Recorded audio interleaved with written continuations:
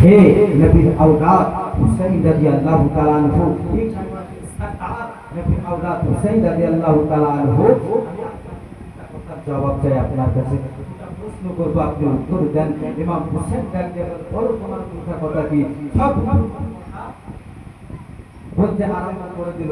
ইমাম হুসাইনকে বলে, হে নবীর আওলাদ হুসাইন, তুমি বলো আমার স্বামী কারবালার জমিনে গিয়ে শহীদ হয়ে যাবে, একটা জায়গা আমাদের থাকার জন্য একটু জায়গা হবে। ইমাম হুসাইন এবার আর উত্তর দিল না। প্রথম প্রশ্নতে ইমাম হুসাইন উত্তর দিল না। ইমাম হুসাইন তো মনে মনে কয়, আমি হুসাইন কারবালার জমিনে যাব, স্বামীর যা পরিস্থিতি হবে হুসাইন তা পরিস্থিতি হবে। এবার দ্বিতীয় প্রশ্ন করে, এবার ওহাবকাল পৃথিবী ডাক দিয়া বলে, হে নবী আওলাদ হুসাইন, যাই হোক আপনি প্রথম প্রশ্নের উত্তর দেননি, আর একটা প্রশ্ন আপনাকে করবো আমরা একটা প্রশ্ন করবো আমি, এই প্রশ্নটা তুমি উত্তর দিও। প্রশ্ন করলো, সরদার হুসাইন তুমি বলো, আমার স্বামী শহীদ হয়ে যায়, শাশুড়ি মা আমি আমার স্বামী যেন আপনি নবীর, আপনি হুসাইন তোমাদের আওলাদের সঙ্গে, তোমাদের আহলে বাইতের সঙ্গে জান্নাতে একটু আমাদের জায়গা হবে না? ইমাম হুসেন মুস্কি মারা হাসি দিলেন। আর বুঝতে বাকি রইল না, ঠিক তারা মনে করলো ইমাম হুসাইন রাদিয়াল্লাহু তাআলা আনহু হাসলো, হাসার কারণে মনে করলো নিশ্চয় ইমাম হুসাইনের সঙ্গে জান্নাতে থাকবো। জোরে বলুন সুবহানাল্লাহ।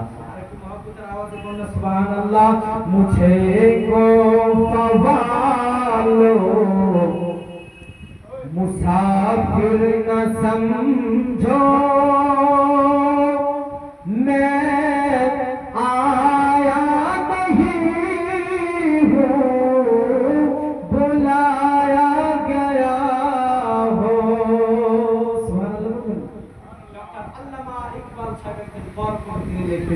কারবালার সরজমিনের এই কারবালার সরজমিনের যে ঘটনা হয়ে গেছে, এই ইতিহাসটা তিনি একটা নাতের মধ্যে লিখতেছেন যে, মুঝে কো পাওয়ালো মুসাফির না সমঝো, मैं आया नहीं हूँ, बुलाया गया हो, कि मेहमान बना कर सताया गया हो,